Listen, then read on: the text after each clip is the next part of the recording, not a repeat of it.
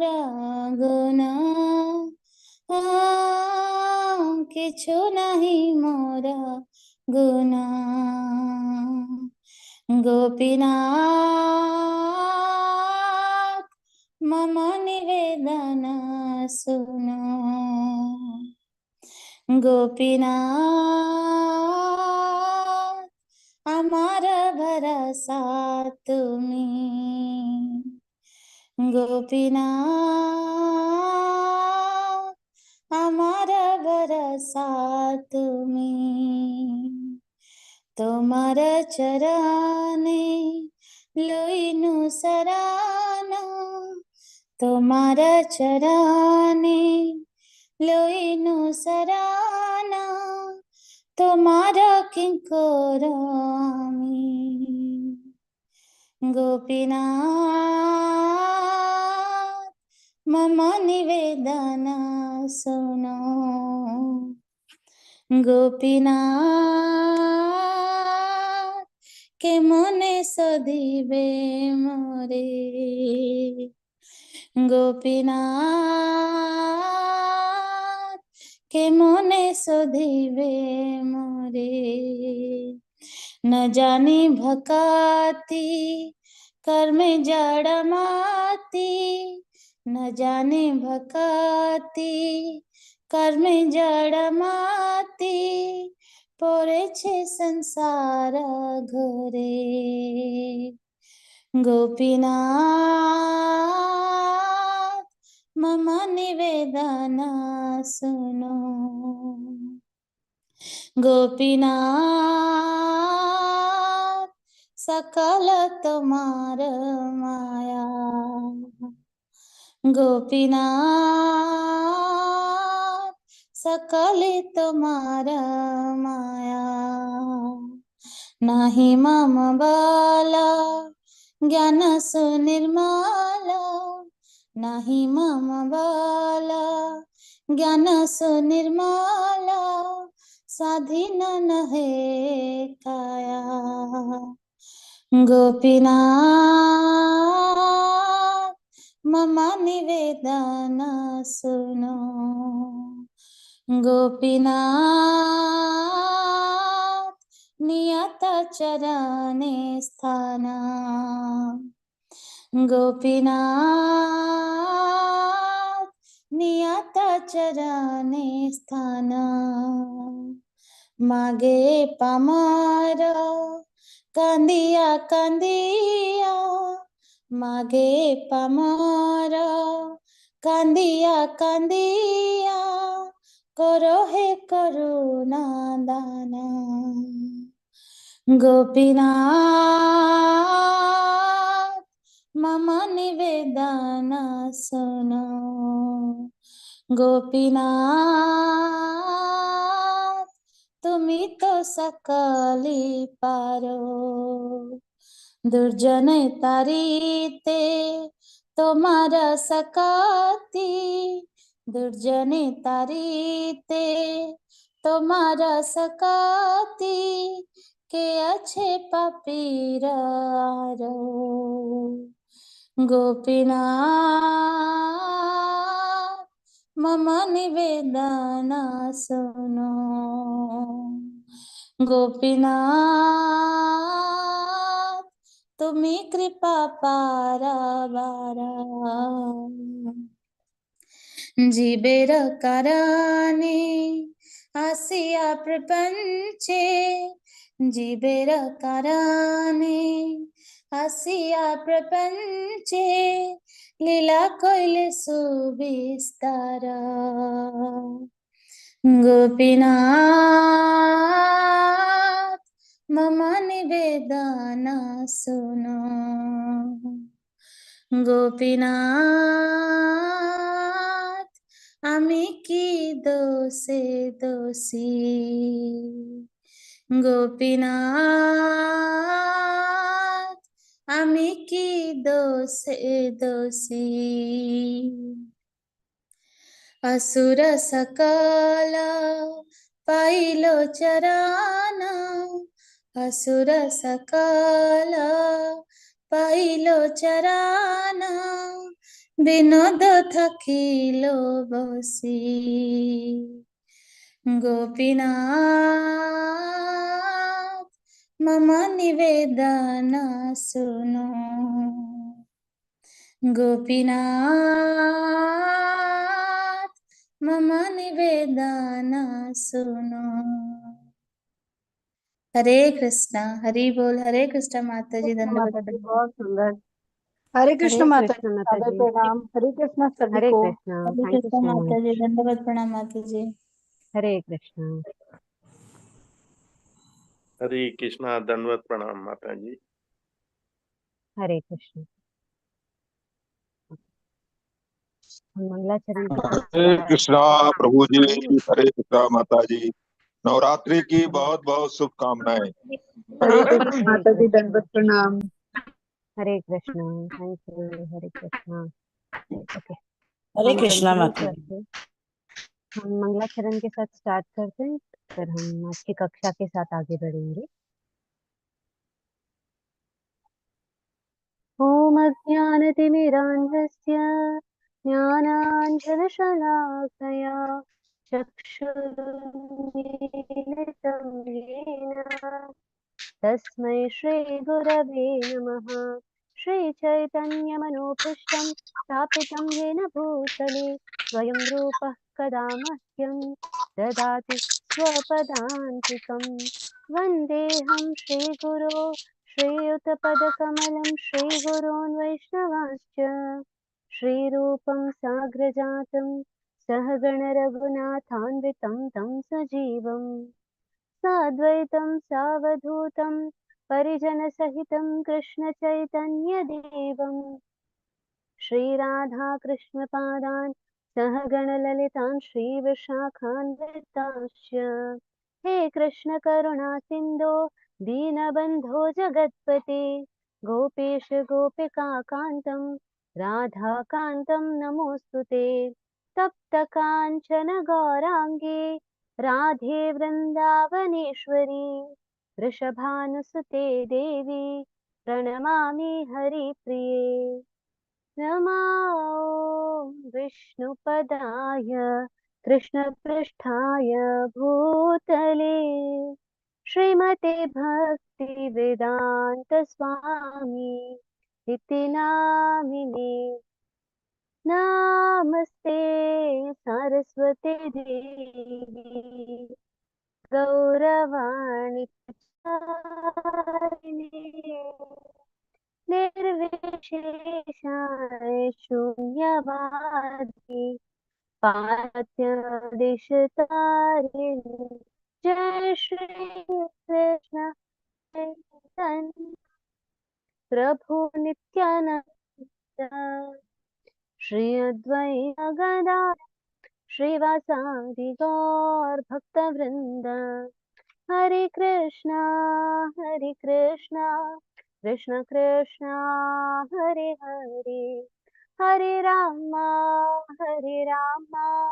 Ram Ram Hare Hare, Hare Krishna Krishna Krishna Hare Hare, Hare Ram Ram Ram Hare Hare. Hare Krishna. I hope मेरी आवाज सभी को क्लियर आ रही है। आ रही है माता जी। Okay, right. तो हम आज की कक्षा के साथ आगे बढ़ते हैं। आज की कक्षा में हम श्री ईशोपनिषद के 15वें श्लोक के साथ आगे बढ़ेंगे। राइट, तो कोई मुझे बता सकता है कि 14वें श्लोक में हम लोगों ने क्या समझा था? हैंड रेज कर सकते हैं आप।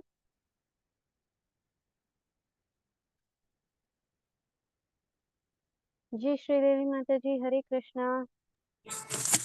हरे कृष्णा माता जी, दंडवत प्रणाम। हरे कृष्णा।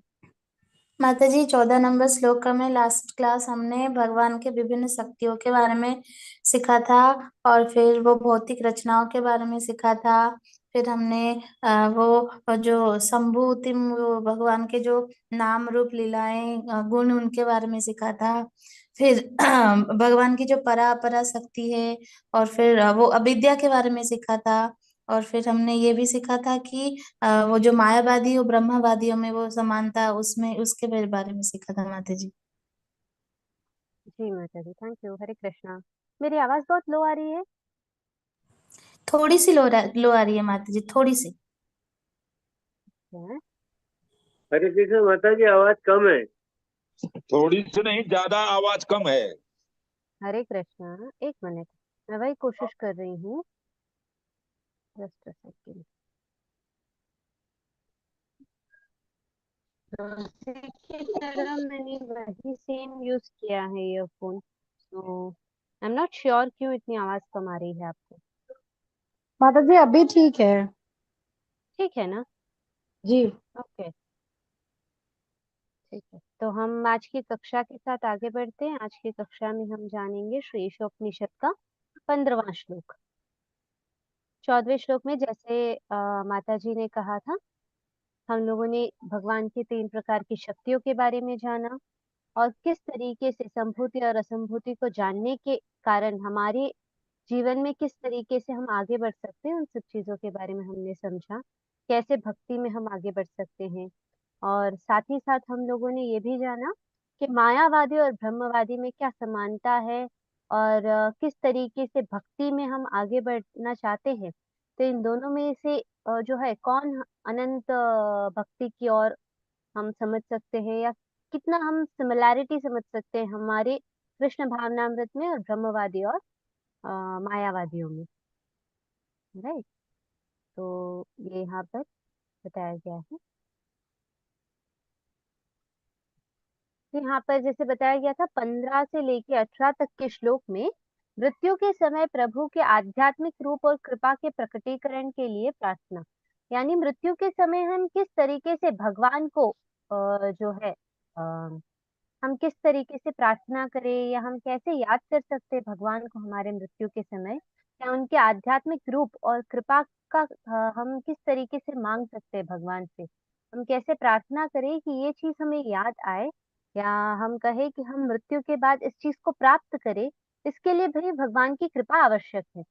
तो वो किस तरीके से हम प्राप्त कर पाएंगे, इन सब चीजों का वर्णन जो है हमें 15 से 18 के श्लोक में प्राप्त होता है, कि किस तरीके से हम मृत्यु के समय भगवान के आध्यात्मिक रूप को जो है याद कर सके, और किस तरीके से ये आध्यात्मिक रूप के याद के कारण हम समझे, या हम कहें हमारी भक्ति किस तरीके से आगे बढ़ेगी, भगवान की प्राप्ति कैसे होगी, उसके बारे में मार्गदर्शन करते हुए 15, 16, 17 और 18 ये 4 श्लोक जो है उस चीज के बारे में वर्णन देते हैं।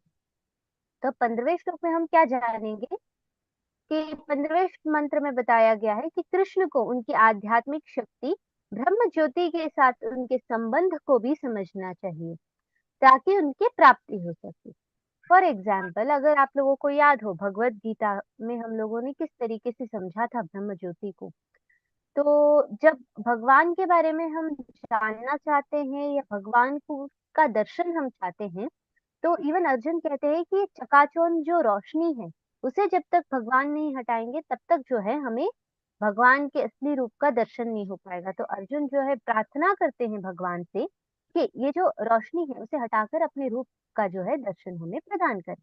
राइट, तो इसी तरीके से और साथ ही साथ जो है हमें ये भी वर्णन मिलता है कि किस तरीके से गोलोक वृंदावन जो है स्वयं प्रकाशित है। तो ये प्रकाश किसका है? तो ब्रह्म ज्योति का, भगवान की शक्ति का प्रकाश है। तो इसे हम कैसे समझेंगे, और भगवान की प्राप्ति या भगवान का के अगर हमें दर्शन होने हो तो ये ब्रह्म ज्योति किस तरीके से उसके बीच आती है, और उसे कैसे हम पार कर सकते हैं, इन सब चीजों के बारे में हमें वर्णन इस श्लोक में मिलता है। और मंत्र 16 में जो है मंत्र 15 की प्रार्थना जारी रहती है, ताकि भगवान अपने आध्यात्मिक रूप को प्रकट कर सके। राइट, और आगे के जो श्लोकों का वर्णन है वो हम आगे समझेंगे। तो यहाँ पर जो है आज का श्लोक है, हिरण्यमयेन पात्रेण सत्यस्यापि हितं मुखं तत्त्वं पूषण्ण पावृण्यु सत्यधर्माय दृष्टये। हिरण्यमयेन पात्रेण सत्यस्यापि हितं मुखम तत्त्वं पूषण्णपावृणु सत्य धर्माय दृष्टये। तो यहाँ पर क्या बताया गया है? हिरण्यमय पात्रेण। हिरण्यमय यानी हिरण्य किसको बताया गया है? अगर आप सभी को याद हो तो हिरण्य शब्द का अर्थ क्या बताया जाता है? स्वर्ण है। हिरण्यमयेन पात्रेण यानी हिरण्यमय स्वर्ण रूपी तेज वाले पात्र यानी दीप्त आवरण। जो पात्र यहाँ पर जो है एक व्यक्ति के लिए बताया गया है, या हम कह सकते हैं एक रूप को पात्र माना गया है। तो वो रूप जो हिरण्यमय तेज से आवृत है, जहां से जो है ये हिरण्यमय तेज या स्वर्ण तेज जो है जहां से बाहर निकल रहा है।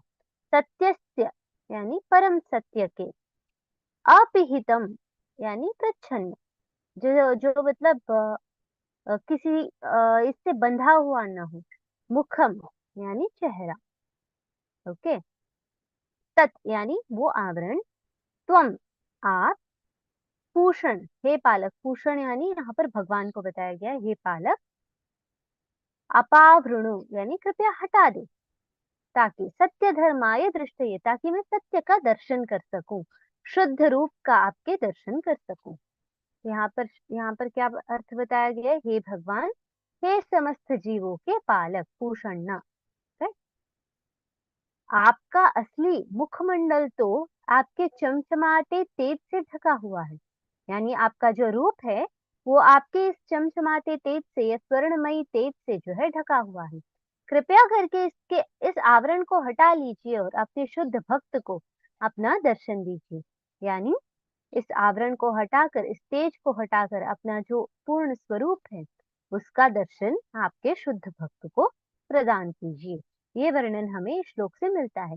हिरण्यमयेन पात्रेण सत्यस्यापि हितं मुखं तत्त्वं पूषण्णपावृणु सत्य धर्माय दृष्टये। यानी आप जो है अपने इस चमचमाते तेज का या हिरण्यमयी तेज का जो आवरण है इसे हटाकर अपने शुद्ध भक्त को अपने पूर्ण रूप का दर्शन प्रदान करें। इसकी प्रार्थना यहाँ एक भक्त द्वारा की जा रही है। यहाँ पर जो है हिरण्यमय पात्र का वर्णन बताया गया है। हिरण्यमय पात्र क्या है? सोने जैसा, या हम कह सकते हैं स्वर्ण रूपी तेज है ये। तो ब्रह्म ज्योति का अर्थ है सुनहरा या चमकदार दीप्ति। जो ब्रह्म ज्योति है वो भगवान की सुनहरी या चमकदार दीप्ति है, या हम कह सकते तेज है। साधारण जीव को कभी भी सर्वशक्तिमान सर्वोच्च सत्य के रूप में नहीं माना जा सकता है। जैसे एक व्यक्ति को हम भगवान क्यों नहीं मानते? जब हम जानना चाहते, भगवत गीता में जब हम जान रहे थे कि एक सामान्य व्यक्ति और भगवान में क्या अंतर है और किस तरीके से हम उनका परीक्षण करें। एक ढोंगी कहे कि नहीं आप मैं भगवान हूँ, तो उसका परीक्षण कैसे होगा? तो इस बारे में समझते हुए भगवत गीता के लेवल 1 में हम लोगों ने ये समझा था कि वो व्यक्ति कभी भी न विश्व रूप का दर्शन करा सकता है, ना ही भगवान जैसा चकाचौंध या हिरण्यमयी जो तेज है उसे प्रकट कर सकता है। कोई भी साधारण जीव जो है सर्वशक्तिमान सर्वोच्च सत्य के रूप को धारण नहीं कर सकता है। कभी भी भगवान के रूप को धारण करना एक साधारण जीव के लिए या मनुष्य के लिए संभव नहीं है। यदि हम सर्वोच्च होते तो हमें उनके चेहरे को देखने के लिए, उनके चमकदार आवरण को हटाने के लिए उनसे प्रार्थना करने की कोई आवश्यकता नहीं होती। अगर हम भगवान के तुल्य होते, या हम कहें हम साधारण व्यक्ति ना होकर हम असाधारण होते, तो भगवान के दर्शन करने के लिए हमें ये प्रार्थना करने की आवश्यकता नहीं होगी कि भगवान अपने सुनहरे जो चमकदार प्रकाश है इसे हटाकर अपना दर्शन कराइए अपने शुद्ध भक्त को। ये प्रार्थना की कभी आवश्यकता नहीं होती। जब हम भगवत गीता का दूसरा अध्याय पढ़ रहे थे वहां पर भी हम लोगों ने समझा है कि भगवान और हम में गुणात्मक रूप से साधर्म्य हो सकता है, पर उन गुणों की मात्रा जो है वो दोनों में अलग अलग है। शक्ति दोनों में है, बट हमारी शक्ति और भगवान की शक्ति में कई ज्यादा अंतर है, मात्रात्मक रूप से भी अंतर है। सौंदर्य षडैश्वर्य जो हम लोगों ने समझा था यश हो, कीर्ति हो, सौंदर्य हो, ये सब जो है भगवान ने हमें भी प्रदान किया है, परंतु उसकी मात्रा जो है भगवान से कई अधिक रूप से कम है। भगवान के पास जितना अधिक है उसमें बहुत ज्यादा उसके कण के समान जो है हमारे पास वो मौजूद है। तो जब हमारे पास, हम अगर असाधारण होते, हम सर्वशक्तिमान होते, तो हमें भगवान से कोई प्रार्थना करने की आवश्यकता ही नहीं है कि अपने ब्रह्म ज्योति को हटाकर हमें अपना दर्शन प्रदान कीजिए। राइट, तो ये यहाँ बताया गया है। जब हम देखते हैं, ये गोलोक चार्ट का एक छोटा सा सेक्शन है, यहाँ पर जब हम समझते हैं कि जब एक जगत से हम बाहर निकलते हैं तो हमें जो है इस गर्भोदक से, या हम कह सकते कर्णोदक शाही विष्णु से आगे बढ़ना पड़ता है। अगर आप लोगों को याद हो कि 3 प्रकार के विष्णुओं का वर्णन किया जाता है, क्षीरोदक शाही विष्णु, गर्भोदक शाही विष्णु और कारणोदक शाही विष्णु, या हम कह सकते हैं महाविष्णु। तो जब हम देखते हैं क्षीरोदक शाही विष्णु वो है जो कण कण में, हर इस संसार में, हर एक जीव के अंदर, हर एक वस्तु के अंदर जो विष्णु का रूप मौजूद है परमात्मा रूप में, वो क्षीरोदक्षाई विष्णु का रूप है। ये रूप हर कण कण में मौजूद है। नेक्स्ट आता है गर्भोदक्षाई विष्णु।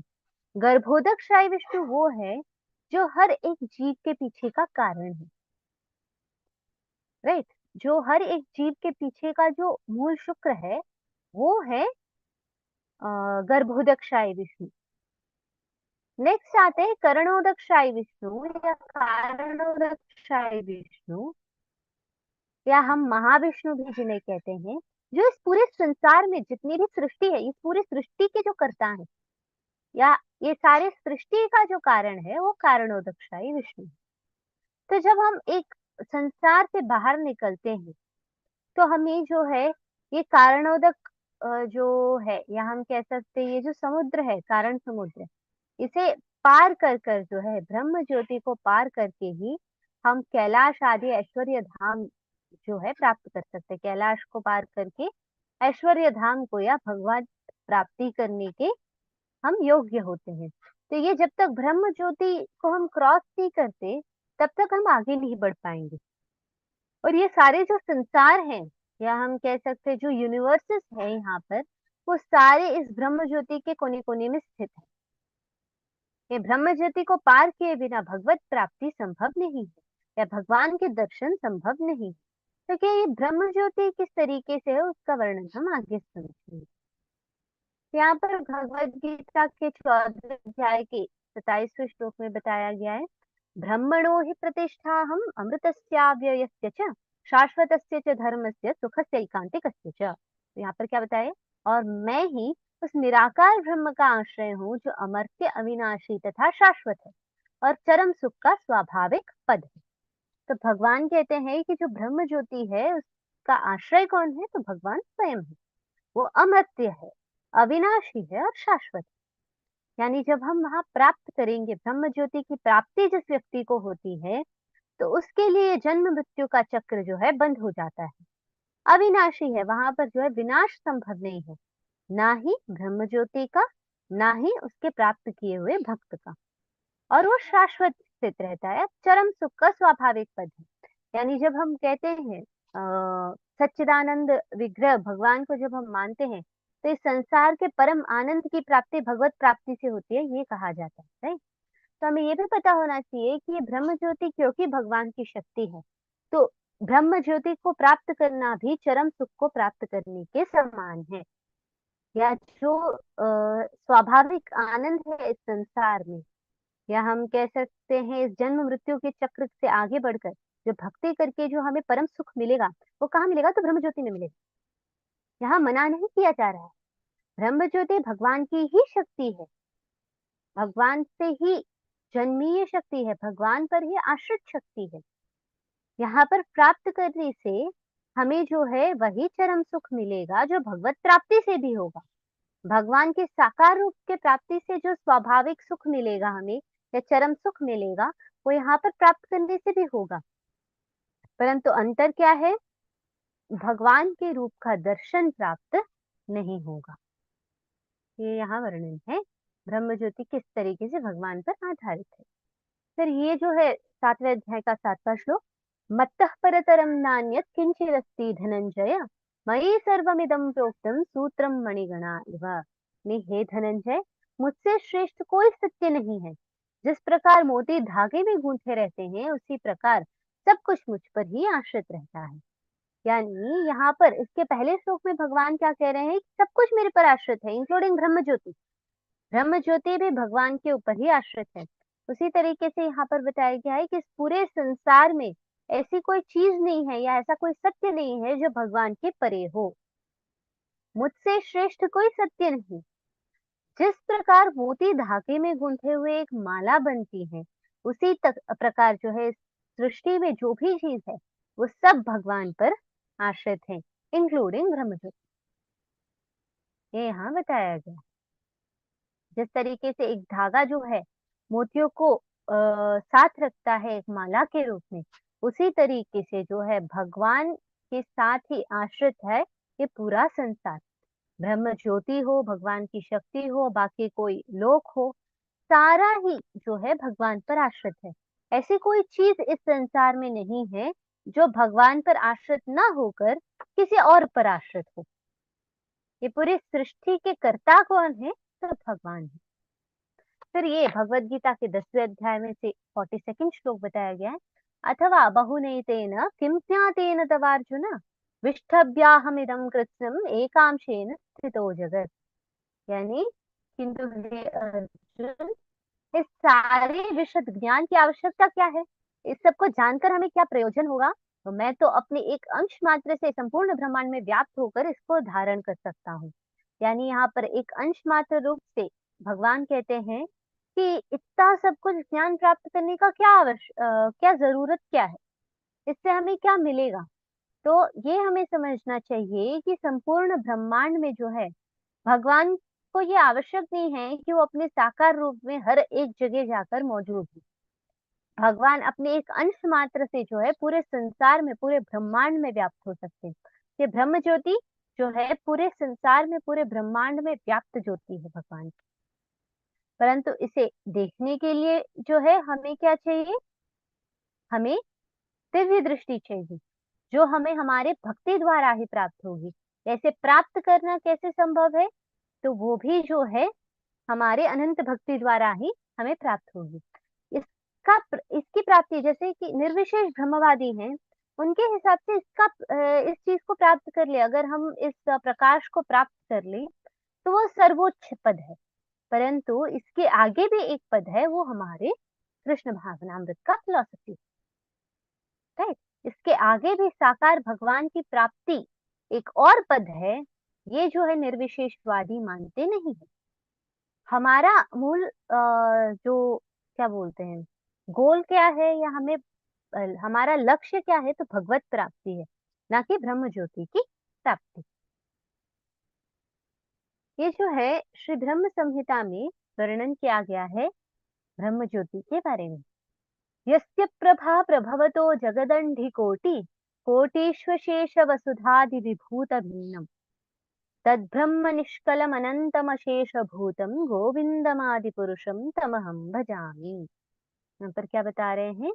यस्य प्रभा प्रभवतो जगदंडि कोटि कोटिश्वशेष वसुधादि विभूति भिन्नम तद्ब्रह्म निष्कलम अनंतम अशेष भूतम गोविंदमादि पुरुषम तमहम भजामि। यानी जिनकी प्रभा उपनिषदों में वर्णित निर्विशेष ब्रह्म का स्तोत्र है, यानी जो निर्विशेष ब्रह्म है, ब्रह्म ज्योति है, वो किसकी प्रभा है? तो भगवान की प्रभा है। तथा करोड़ों ब्रह्मांडों में अनंत विभूतियों के रूप में भेद को प्राप्त होने के नाते निर्वच्छिन्न पूर्ण अनंत सत्य के रूप में प्रकट है। उन आदि पुरुष भगवान गोविंद का मैं भजन करता हूँ। यहाँ पर क्या बताया गया है?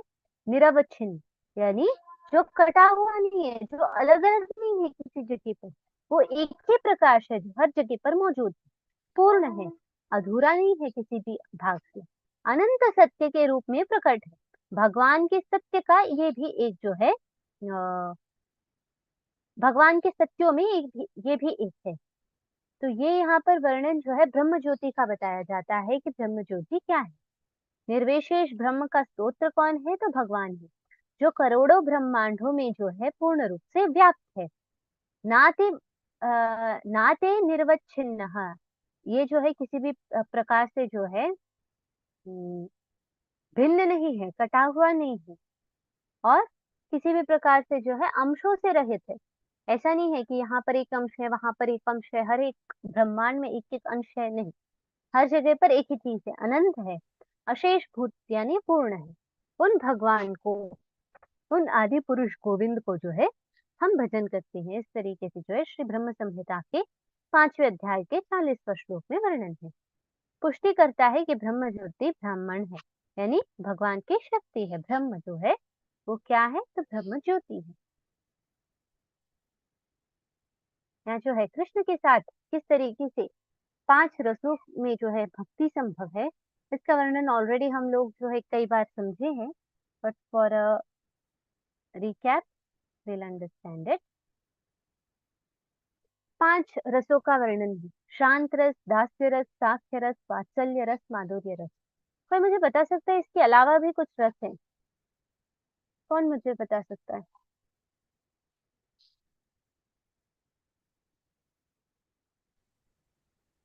माता जी, माधुरी रस। वो इसी में है माता जी, इनके अलावा कौन कौन से रस हैं? हरे कृष्णा माता। हरे कृष्णा।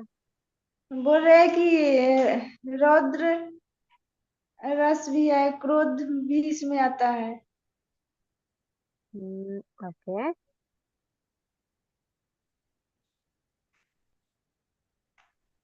ओके। तो आज एक छोटा सा असाइनमेंट दी आप लोगों को, ठीक है? भक्ति रसामृत सिंधु को ओपन करेंगे तो उसके जो है भूमिका सेक्शन में वर्णन दिया गया है। पढ़ के आप लोग जो है इसका एक जो शॉर्ट नोट बना लीजिए कि कौन कौन से रसों का वर्णन है, और वो रसों का वर्णन जो है आप लोग नेहा माता जी या किसी को शेयर कर सकते हैं। जो भी फर्स्ट शेयर करेगा उनका जो है ग्रुप में हम शेयर करेंगे, ताकि सब लोगों को पता चले कौन कौन से रस हैं। Okay, done?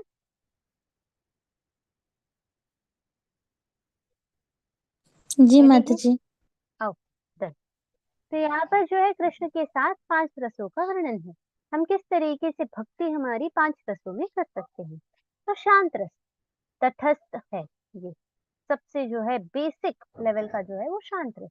कृष्ण के गले में फूल की तरह उनकी बांसुरी, छड़ी, गाय, ये सब जो है भगवान के साथ ही साथ मौजूद है। यहाँ पर जो है भगवान के हाथों की बांसुरी हो या भगवान के गले के फूलों का हार, ये सब भगवान से किस तरीके से जुड़े? तो शांत रस से। जो गाय है, उनकी जो बछड़ियां हैं, वो सब भगवान के साथ कैसे जुड़ी हुई है, या भगवान के साथ किस तरीके से किस संबंध में स्थित है? तो वो शांत रस से भक्ति कर रहे हैं। दास्य रस पे क्या आता है? चित्रक, पत्रक, रक्तक जैसे सेवक, भगवान के जो सेवक हैं, चित्रक, पत्रक, रक्तक, ये जो है ये सब भगवान के सेवक, वो दास्य रूप से जो है भगवान की सेवा करते हैं। साख्य रस में बताया गया है बलदेव, श्रीधामा, सुधामा जैसे मित्र, राइट? तो सुधामा सबसे जो है यूनिक एग्जाम्पल जो हम सब जानते हैं, वो साख्य रस में है। वात्सल्य रस में यानी भगवान को अपने पुत्र समान समझकर या पुत्र मानते हुए जो करते हैं, नंद बाबा और यशोदा मैया जैसे पितृत्व, माता पितृत्व जो है नंद बाबा और यशोदा मैया का, वो वात्सल्य रस रूपी भक्ति। माधुर्य यानी राधा रानी और गोपियों जैसी प्रेम, वो जो है माधुर्य रस में आती है। तो अब कोई मुझे बता सकता है कि हम लोगों ने नवधा भक्ति का मार्ग जाना, वहां पर दास्य के लिए किसका उदाहरण दिया गया और साक्ष्य के लिए किसका उदाहरण दिया गया?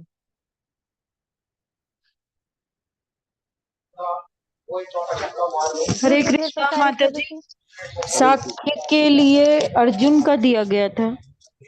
ओके, और दास्य के लिए माता जी हनुमान जी का दिया गया है ना। ओके, सांख्य के लिए। जी, सांख्य के लिए हनुमान जी का है, दास्य के लिए जो है अर्जुन, सॉरी, सांख्य के लिए अर्जुन का है और दास्य के लिए हनुमान जी का है। फाइन। तो ओके, हम बाद में जो है इसकी चर्चा वापस करेंगे। However will be getting Narmada भक्ति हमारे लेवल 3 का एक अटूट हिस्सा है। यहाँ पर जो है अवैतिकतावादी हतप्रभ है, यानी जो व्यक्ति सिर्फ और सिर्फ ब्रह्म ज्योति में बिलीव करते हैं उनकी क्या स्थिति होती है। तो ब्रह्म ज्योति के तेज से यदि कोई पूर्ण सत्य को पूर्ण रूप से देखना चाहता है तो उसे उस 24 भौतिक तत्व यानी सांख्य और चमकदार तेज से परे प्रवेश करना पड़ता है। यानी हमें इस भौतिक जगत को पार करना पड़ेगा और भगवान की इस ब्रह्म ज्योति को पार कर कर ही हम जो है भगवान के पूर्ण सत्य को प्राप्त कर सकते हैं। इसका वर्णन जो है भगवद गीता के 4वें अध्याय के 27वें श्लोक में, ब्रह्म संहिता के 5वें अध्याय के 40वें श्लोक में और साथ ही साथ जो है मुंडकोपनिषद के अध्यायों में भी वर्णित किया गया है। तो इतने सारे रेफरेंसेस है एक ही चीज के, किसके? अगर हमें भगवत प्राप्ति करनी है तो हमें इस भौतिक संसार को पार करना है और चमकदार तेज को पार करना है, भगवान के इस ब्रह्म ज्योति को पार करके जाना है ताकि हम जो है भगवत प्राप्ति कर सके। है? तो आज का एक ही क्वेश्चन है, हिरण्यमय पात्र, इसके अलावा और कुछ है नहीं। ओके, और यस, आज के श्लोक से संबंधित कोई भी प्रश्न हो तो आप लोग पूछ सकते हैं।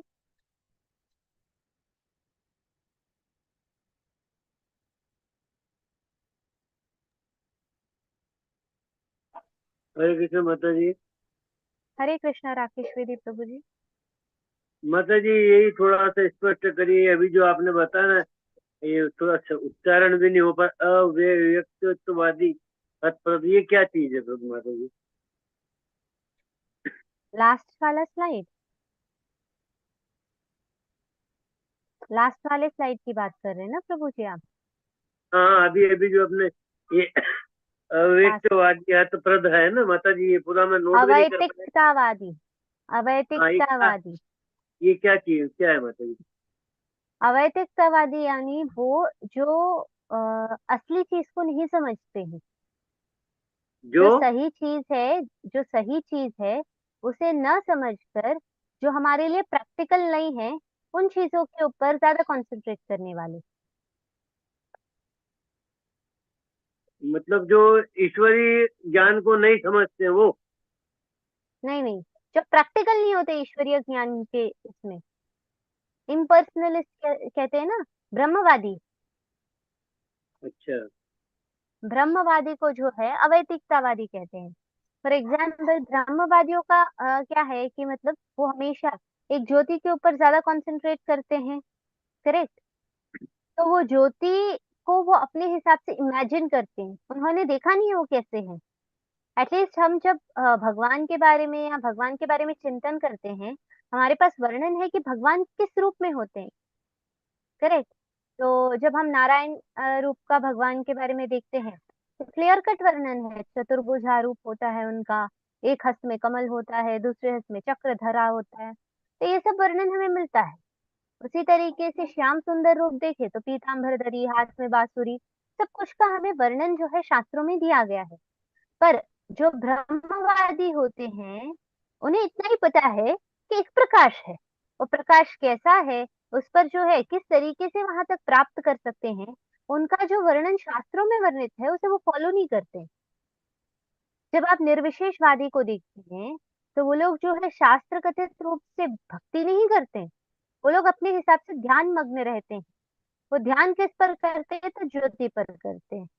तो जिस ज्योति को वो जानते ही नहीं तो उसे इमेजिन कैसे करेंगे, या वहां तक की प्राप्ति का मार्ग सही नहीं मानने वाले, जो प्रैक्टिकल न होकर एक अलग रास्ते को पकड़ने वाले, उन्हें जो है अवैतिकतावादी कहते हैं।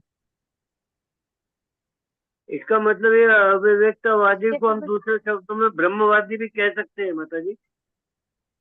हाँ हाँ, तो ये वो जो ब्रह्मवादी है।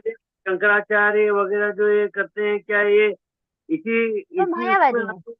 नहीं नहीं, दे आर मायावादी। डिफरेंस है, ब्रह्मवादी और मायावादियों में डिफरेंस है, जो हम लोगों ने लास्ट क्लास में पढ़ा था।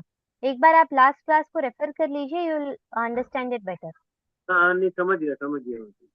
जी, अभी तो ये हरे कृष्ण। मंत्र 15 पूरा नहीं हुआ ना माता जी? हो गया ना मंत्र 15 पूरा? जी, ठीक है, हरे कृष्ण माता जी। हरे कृष्ण। हरे कृष्ण सुधीर पसारी प्रभु जी। हरे कृष्णा माता जी। हरे ये कृष्ण। जैसे गीता में पढ़ा था, ये दो वर्ड है ना, द्वैतवादी अद्वैतवादी। तो हम्म द्वैतवादी मतलब सही है ना, कि हम व जीव, जीवात्मा और भगवान अलग अलग हम्म है ना? यही हुआ ना हम्म। द्वैतवादी। यस और यस। अद्वैतवादी की मतलब जो कहते हैं तुम भी नारायण हम भी नारायण, मतलब कोई भेद नहीं। तो ये बात हाँ, गलत है ना? ये करेक्ट। गलत है, ये वो विचारधारा। जो ये अद्वैतवादी मायावादियों की है, हाँ, है। अद्वैतवादी जो अद्वैत वेदांत है, वो हाँ, जो है मायावादियों में जो कंसिडरेशन होता है वो अद्वैत हाँ। होता है।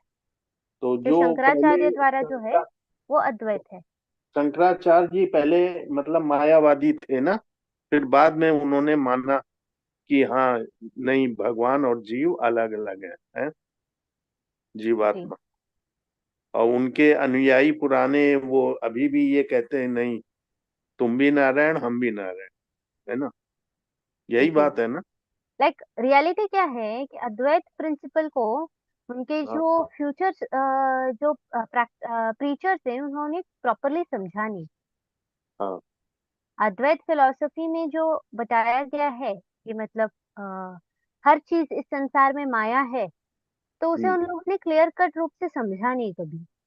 हम्म, हम लोगों ने भी कभी ये नहीं कहा कि माया प्रेजेंट नहीं है इस संसार में। हम्म, कृष्ण भावनामृत में जो है वो लोग भी माया को एक्सेप्ट करते ही हैं। बट हमारे हिसाब से क्या है कि माया को पार करके भगवत प्राप्ति होती है। बट हम्म। उनके हिसाब से ये पूरा संसार ही माया है। इट इज ट्रू, ये पूरा संसार माया ही है, बट वो मिथ्या नहीं है। अच्छा। लोगों ने माया शब्द का अर्थ मिथ्या निकाल लिया, विच इज नॉट एग्जिस्टेंट। उसे कल्पना बना दी किसी की, हम्म, उसे इल्यूशन बना दिया। इल्यूशन नहीं है। माया इज जो है, माया भी भगवान की ही शक्ति है। हम्म। अगर हम भौतिक संसार को पार करना चाहते हैं तो माया को पार करनी ही पड़ेगी हमें। हाँ, तो वो मतलब माया, क्लैरिटी जो है, ये भौतिक संसार फ्यूचर, अपरा हाँ। शक्ति, अपरा शक्ति भगवान की है, बहिरंगा शक्ति ना। जी तो मतलब शक्ति है तो वो गलत तो कैसे हो सकती है? बस ये है हाँ कि उससे हमें निकलना है। हाँ। और यही हुआ फॉर ना? एग्जाम्पल मायावादी क्या कहते हैं, उनके हिसाब से जो है हर चीज हम्म, कल्पना है हमारी। तो हम्म, कल्पना करने के लिए भी जो है हम्म, एक व्यक्ति या इंद्रिय की आवश्यकता है ना। हम्म, अगर हमने अपने इस संसार को सिर्फ एक कल्पना माना है, तो हम्म, हमारे एग्जिस्टेंस के बिना, इंद्रियों के एग्जिस्टेंस के बिना कल्पना कैसे संभव है? हम्म। ठीक बात है। उन्होंने मतलब अपना मनोधर्म बना लिया था एक तरीके से, एक तरीके मायावादियों ने। से, हाँ, they have understood it in a wrong way. Hmm. और कुछ नहीं। मनोधर्म बना लिया कि ये सब झूठ है, फलाना है, ढिमाका, ये चीज गलत है ना? जी तो द्वैतवादी सिद्धांत सही है, हम है अलग, और वो भगवान मतलब है, हम उनके अंश, अचिंत्य भेदाभेद समझ लें इसको, है ना? कि जी जी भगवान और हमारे में अंतर भी है, नहीं भी है, गुणों में अंतर नहीं है, लेकिन मात्रा में अंतर है। यही बात समझे ना हाँ। माता जी? जी प्रभु जी। ठीक है। हरे कृष्ण। धन्यवाद माता जी। हरे कृष्ण सीमा माता जी। हरे कृष्णा माता जी। माता जी, दास्य में जो आपने बताया, चित्रक पत्रक रक्तक रक्तक, माता जी इसको थोड़ा सा एग्जांपल के साथ एक्सप्लेन कर दीजिए, ये क्लियर नहीं हुआ मेरा। वो नाम है माता जी, सेवकों के नाम है भगवान के। अच्छा अच्छा, ठीक है माता जी। ठीक है, Hare Krishna. Thank you. Hare Krishna. Okay, 14th मंत्र को थोड़ा एक्सप्लेन कर दीजिए, मैं एब्सेंट था। प्रभु जी, मैंने 1 घंटे का क्लास लिया है लास्ट वीक। वो आप एक्सपेक्ट करते कि मैं वापस से एक्सप्लेन करूँ? It's like too difficult. आप चाहिए तो जाकर क्रॉस वेरीफाई रिकॉर्डिंग्स के साथ कर सकते हैं, you can have a clarity. क्योंकि 12, 13, 14 ये तीनों कनेक्टेड श्लोक हैं, तो आई प्रेफर कि आप जाके एक बार जो है सेल्फ स्टडी भी कर सकते हैं या वीडियो रिकॉर्डिंग देख सकते हैं। ठीक है? त्रिलोकीनाथ प्रभु जी, हरे कृष्ण, आपका हैंड रेज था। हाँ जी, हरे जी कृष्णा प्रभु माता जी, जी, हरे कृष्णा। हरे ये जो कृष्ण बताइए। ब्रह्म सत्यम जगत मिथ्या और ये दोनों बातें जो बार बार ये कहा जाता है कि वो गलत हैं, वो गलत हैं, ऐसा नहीं है। हम्म, ऐसा नहीं है, क्योंकि रास्ता वही है, ईश्वर वही है। लेकिन कुछ लोग क्रिएशन मानते हैं, ये निर्माण है, और इसको सही मानते हैं। हम्म, आखिर ये क्या सही है? अगर यहाँ समाप्त हो रहे हैं, मर रहे हैं, जा रहे हैं, तो ये जगत मिथ्या हुआ ना। ये निर्माण जो है भगवान का निर्मित ये माया निश्चित रूप से बिल्कुल झूठी है। सत्य वही ईश्वर है। द्वैत और अद्वैत बना, उसके बाद भी बने हैं, विचार बने हैं। ऐसी स्थितियों में केवल ईश्वर सत्य है और बाकी सारी माया। तो इसलिए हम किसी को बड़ा कह दें, किसी को छोटा कह दें, अरे रास्ता वही वही है, लक्ष्य वही है, अलग अलग लोग हैं। हम किसी को, मैंने भी तो वही बोला अरे ना प्रभु जी निर्माण अभी। है भगवान का, ये निर्माण जो है सत्य मान लेंगे? नहीं, बिल्कुल सत्य नहीं है। हम आप झूठे हैं, ये शरीर झूठा है। इसलिए कि ये उनका उनका कथन गलत है। शंकराचार्य जैसे भगवान ही नहीं है, साक्षात नहीं भगवान है। नहीं, यहाँ हम पर उनको मैंने कह कब दें कि इसे नहीं नेगेट वो किया? अद्वैतवादी गलत है, तो ये ठीक नहीं है। नहीं, मैंने भी इसे और दूसरी नेगेट बात, तो मैं किया जो नहीं। अपनी बात कहना चाहता हूँ, प्रभु जी 1 मिनट, मेरा एक नहीं ये क्वेश्चन है। चाहे मैंने बताई ये थी, कभी मैं मना किया ही नहीं कि वो लोग गलत हैं। ना कि लास्ट क्लास में भी साधर्म्य ही हम लोगों ने समझा है, तो मैंने नेगेट ही नहीं अभी किया अभी है। तो चर्चा में जो बातें आई, ये चर्चा में जो बातें आई ना, वो बड़ा अच्छा नहीं लगा कि एक संत, एक शंकराचार्य जो भगवान के अवतार हैं और कम से कम करोड़ों अनुयायी हैं, हमारे हम्म, कहना है कि हम हरे कृष्ण, आपकी आवाज नहीं आ रही है। हाँ, हरे कृष्णा, हेलो, हरे कृष्णा माता जी। बताइए। हाँ, मैं ये छोटे उसको मैं बस जो करना था, ये मैं कह रहा था ब्रह्म ज्योति पर मैं थोड़ा सा हम्म, और स्पष्ट करना चाहता हूँ।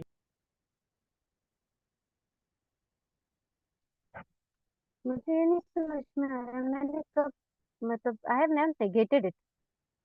नेहा माता जी, मैंने नेगेट किया क्या किसी भी नहीं माता फिलोसफी जी, को? एक्चुअली नहीं प्रभु जी माता का जी। प्रभु जी का मतलब क्या है कि देखिए, प्रभु जी को जो बोलना है माता जी वो तो अपना ये बताएंगे। टॉपिक चेंज क्यों हो जाता है? That's okay, will discuss it later. आप अच्छे से पढ़ा रही थी, वही टॉपिक चलना चाहिए। हमेशा का है, मतलब हमेशा का है। ओके, तो आई थिंक आज का क्लास हम एंड करें। इट्स बीन, सबका हो गया है आई थिंक ना। किसी जी और का माता। कोई प्रश्न है?